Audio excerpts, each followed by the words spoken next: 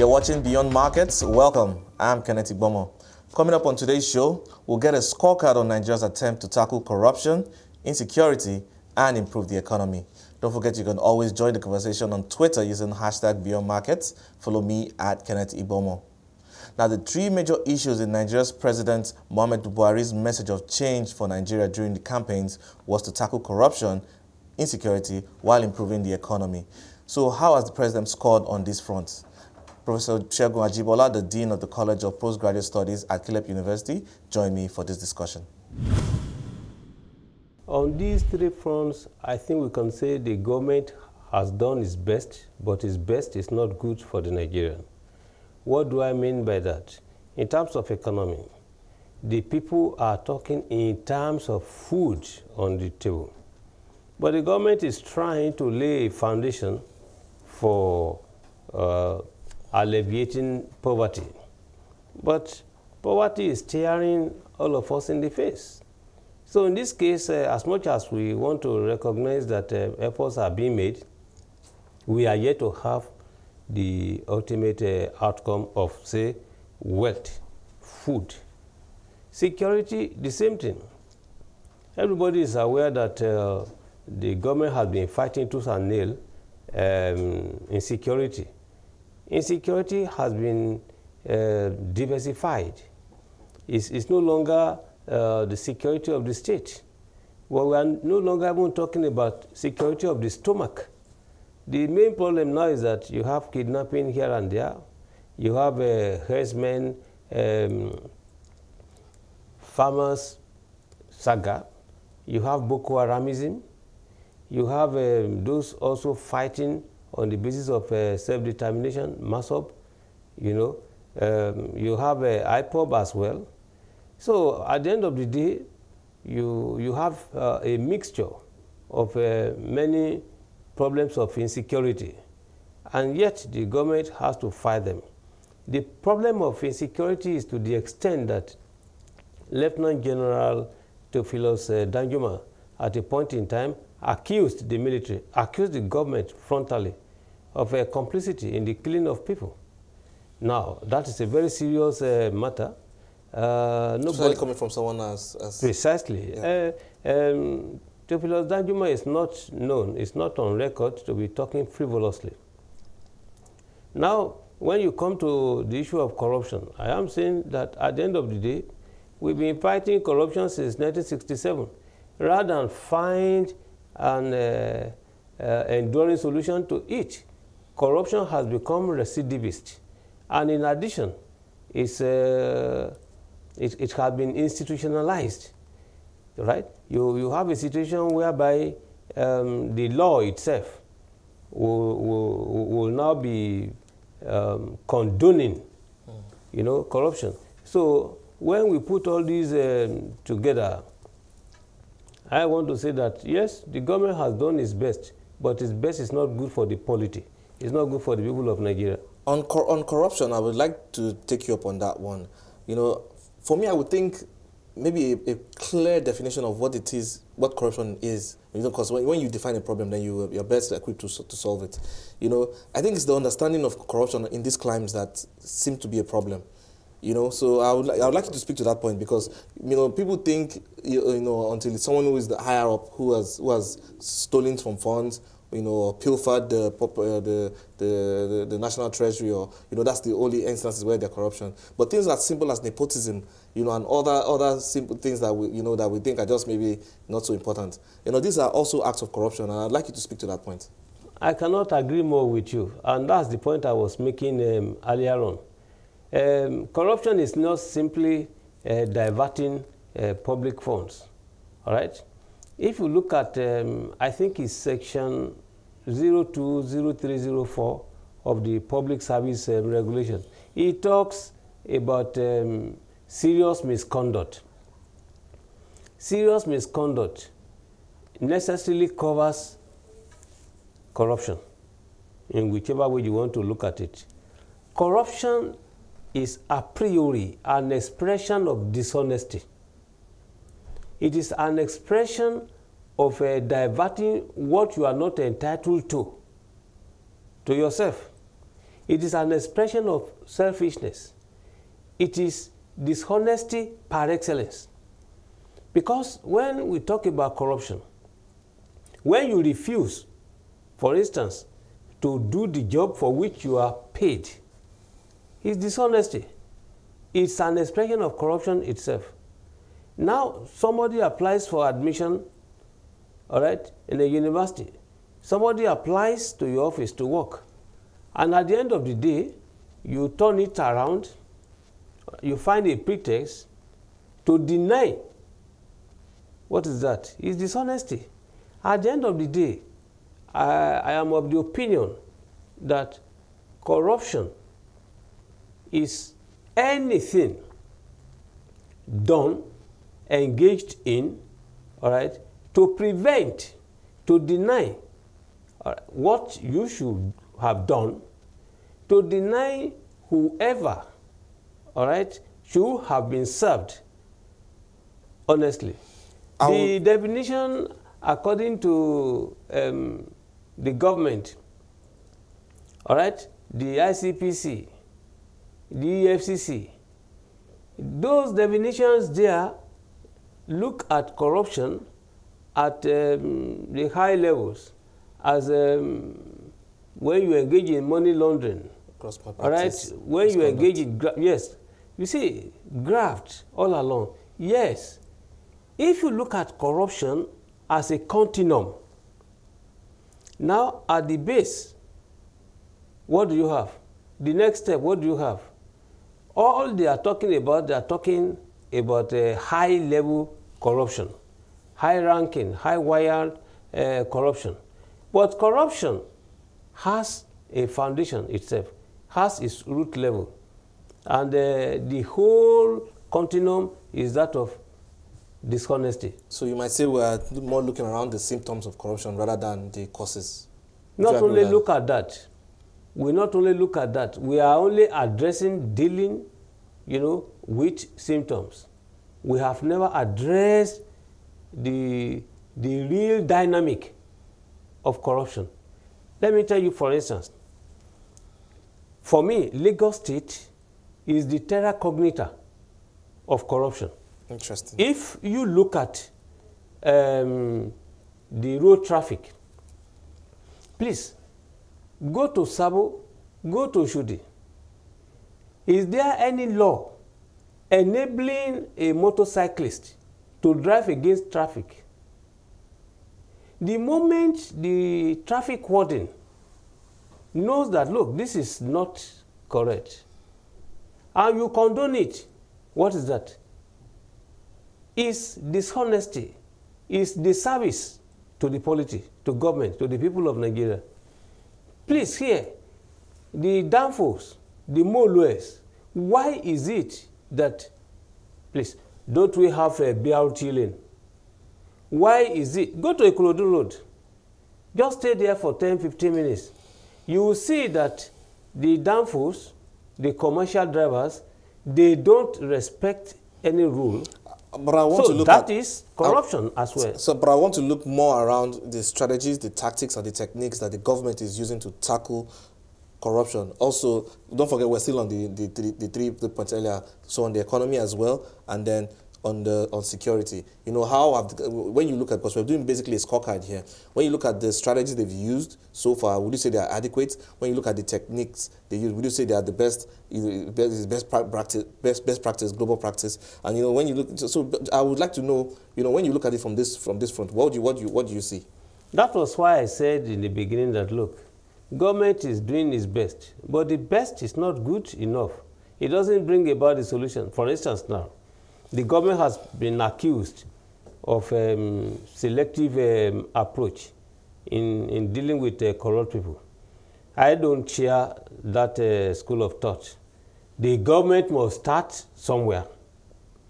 If the government chooses to deal with the PDP corrupt people, so be it. But that would just be more or less a witch hunt, fighting your enemies. Why don't we're talking about inclusivity here? That's bringing everybody on board and treating everybody as equal. If a thief that's in the APC has stolen, and a thief, someone who is in the PDP or the opposition party has also stolen. I think for proper justice, don't you think it's best if both are served the same meal? Your argument falls within the school of thought that came into being in 1922, which argues that, look, modern political governance should include your prospective enemy, the antagonist, all right? You bring them within in such a way that at least the enmity, all right, the animosity, the opposition can now be done within the framework of your governance in such a way that you will be able to control, prevent excesses. So that one I can concede to you. But the problem is not as simple as that. I have never seen where somebody is going to do battle and then you now try to strengthen, give more food to the enemy. The enemy you are going to fight. But if members of the cabinet of the ruling party have been fingered publicly, you know, we've had cases. I don't want to name names, but we've had cases where people in the cabinet have been. Recently, we saw the honourable resignation of the finance minister, which is something that I really applaud. You know, and I wish we had more people with that level of character to go into government. You know, what's your thought on this? Let me disagree with you. You see, if someone resigns as a result of prayer, there's no beauty in it. The resignation, has it addressed the problematic raised? The problem is that you graduated at 22. You are coming to work in Nigeria. And the law says that without having served, if you have served, you either have a discharge certificate. If you are above age, they still give you clearance. There must be a certificate identifying, stipulating, explaining your status. The category which you fall in. Precisely. Now, the issue at the level of Kenneth is that you have a certificate that has been issued by the wrong authority. I don't want to say forged. It's not tenable. Explain to me in which way her resignation has addressed that problem. So please look, in Nigeria, political governance is largely predicated on insincerity of purpose, on dishonesty.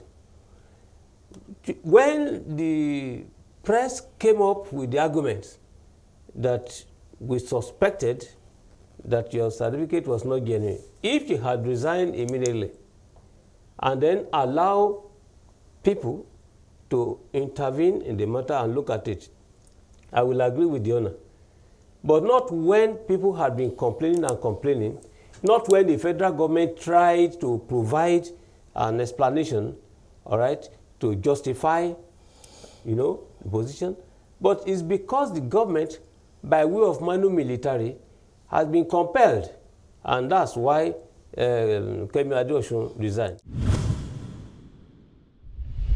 I've been speaking to Professor Segun Ajobola, the Dean of the College of Postgraduate Studies at Caleb University.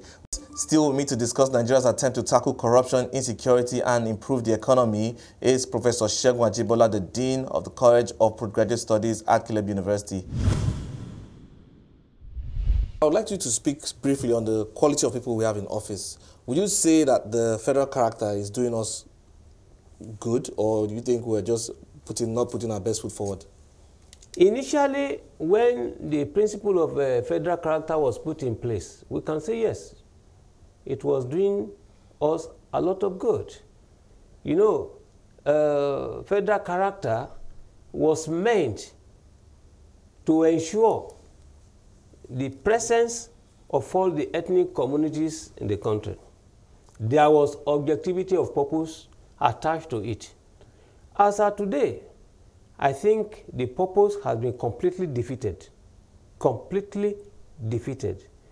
You know, federal character in terms of its operational clauses, in terms of implementation, you will see some people, they will be assistant director, principal officer in their states.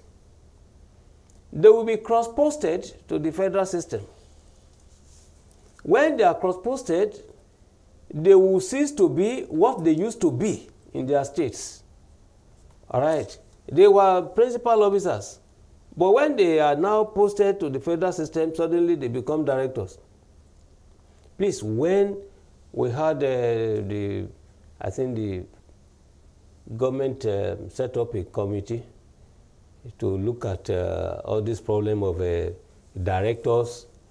They have been directors for 10, 15 years, yet they still have 15 years more to retire.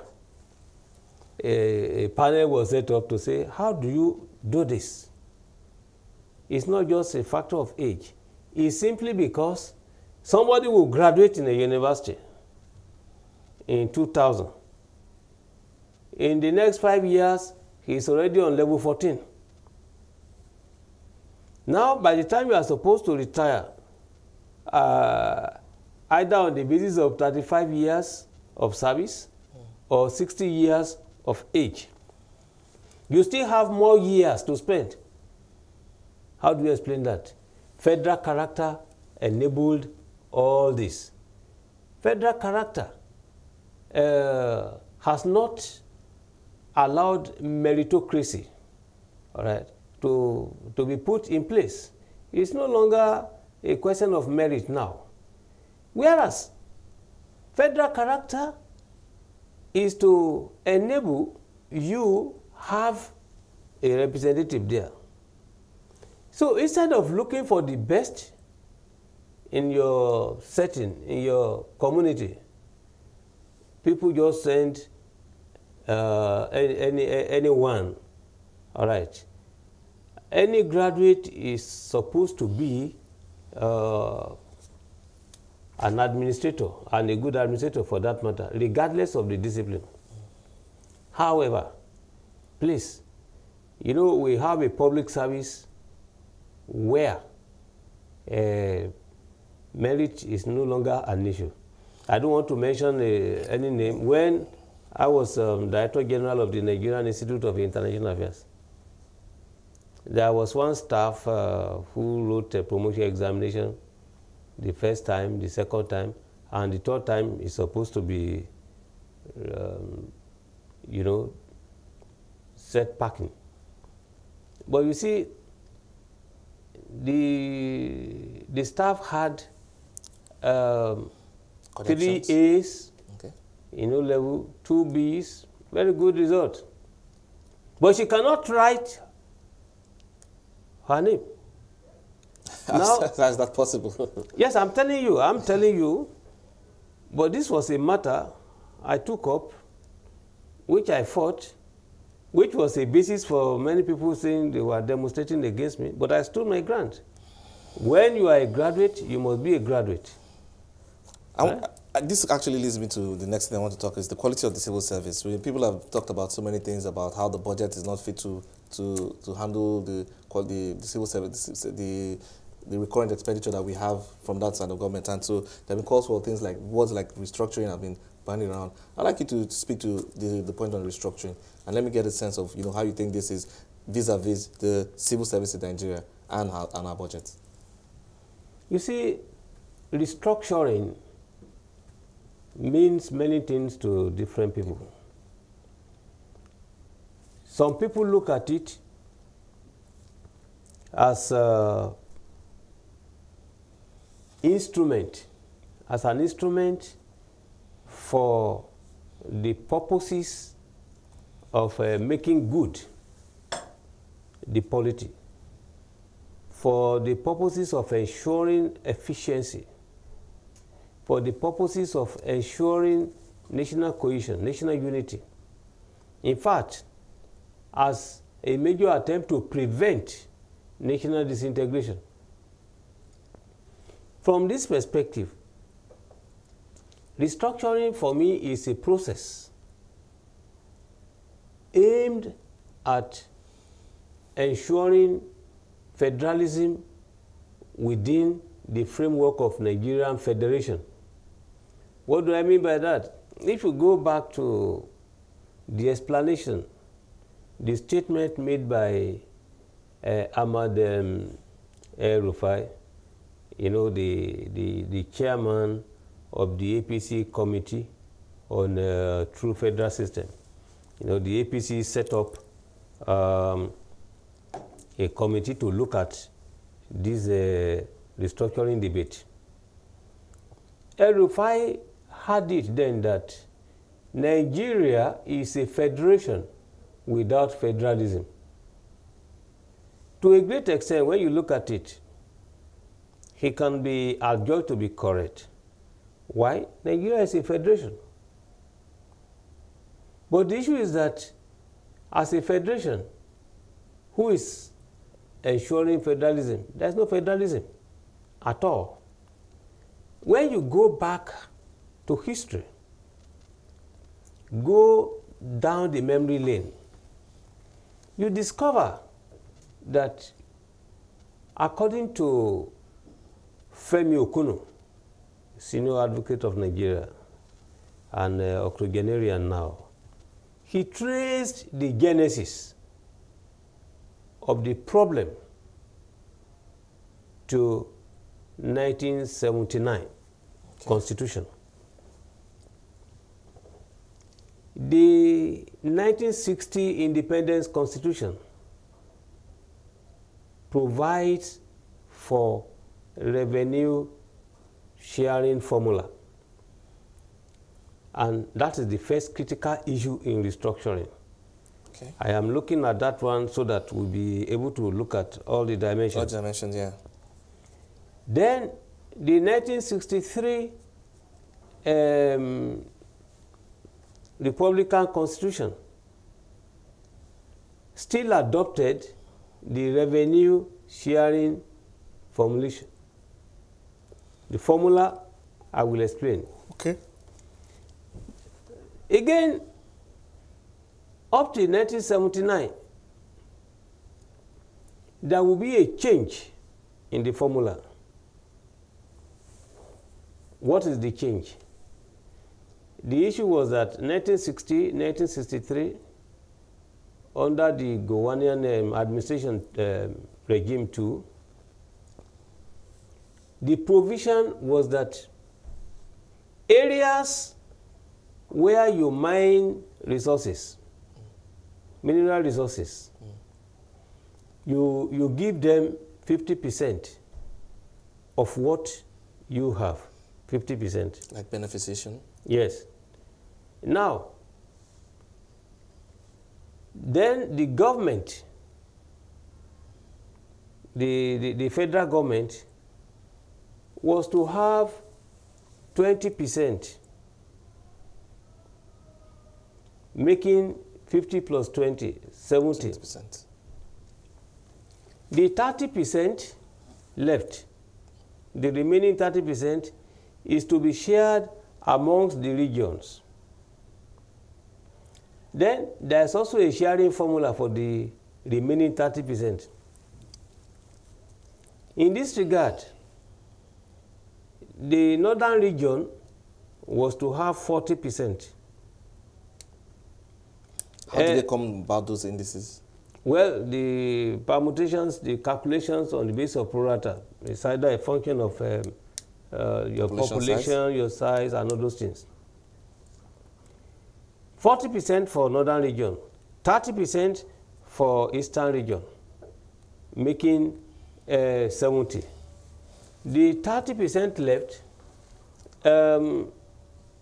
24% was for western region, while the 6% left was earmarked for ecology, environmental disaster, and all those things. But when the Midwest was carved out of the western region in 1963, now the 24% initially meant for Western region had to be divided. 6% to go to Midwest region, while 18% was now left for Western region. And that was Professor Segun Ajobola, the Dean of the College of Postgraduate Studies at Caleb University. And that's all we have on today's episode of Beyond Markets. Thank you for joining us today. As always, you can watch all previous episodes of Beyond Markets on our website at cnbcafrica.com. Stay engaged with the hashtag Beyond Markets and follow me at Kenneth Igbomor. Do have a wonderful evening.